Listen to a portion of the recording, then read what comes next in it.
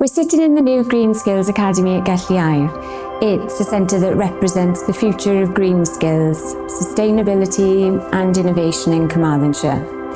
The project was made possible through funding from the UK Shared Prosperity Fund, which allowed us to completely renovate an old cart house building in what you see today. A sector-leading training centre for environmental sustainability, renewable energy and retrofit skills. Well, this is a really important project for us because this enables to not just talk about being sustainable and not just talk about net zero, but actually to put those words into action. To be honest with you, the building looked in some condition, and that's what it's like with these old buildings. When you start opening it up, that's when you start to find some issues and stuff. We kind of felt that we should be pushing more traditional techniques in there. Starting from the floor, we were looking at limecrete. This sits on top of a recycled foam glass, and this recycled foam glass base is like kind of a magical material. It is structural, it is moisture wicking, and it also provides insulation. So that one material replaced a concrete base, a DPM, and rigid insulation in one go. So that was like quite an exciting material for us to use, I think. Before the funding, we worked with a network of training providers across the region to deliver our courses. We used a classroom here, a training centre there, but really we soon outgrew that model. This funding enabled us to create a purpose-built centre right here in Carmarthenshire, bringing the latest technologies, systems and expertise under one roof, making it local to so many people. The Green Skills Academy Centre now acts as a live teaching model, a place where learners and employers can see sustainable technologies in action, not just in theory. It's a really critical project for us, and it helps us to live our values. Well, I've been with the company now 20 odd years, but I've never done some of the stuff we've done in that building. So for us, it's a learning curve every day as well. The energy requirements have become more onerous in the last couple of years, even with existing buildings. But we still managed to achieve it, and we're just having a good dialogue with the specialist suppliers. And also I think the fact that we did the classroom and the demo room in two different approaches meant that there were slightly more contemporary techniques in one of the rooms, and all the traditional techniques were in the other room.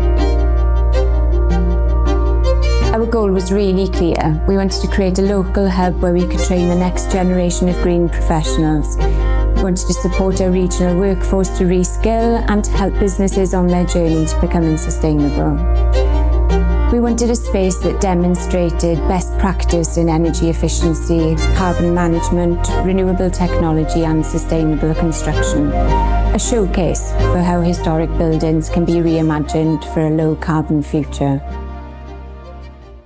So it's trying to incorporate the new with the old, but making it look older, if that makes sense. Do you know what I mean? When you look at the building itself, you've got two types of solar panels on the roof. So you've got the offset ones and the inset on the roof. You've got your air source heat pumps, your ventilation and everything like that. So a lot of that comes down to the design element, but obviously when you see the building functioning afterwards, then that's when they're going to reap the rewards from that then. The walls and the roof are insulated with natural materials like sheep's wool and wood fibre, and they regulate moisture, they improve thermal performance and they maintain breathability in the building.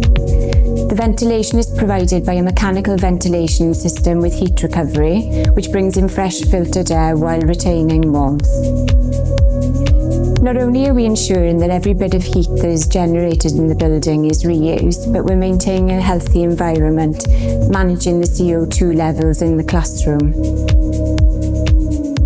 I think what I'd be most pleased with is the thermal comfort in what was a very old stone shed.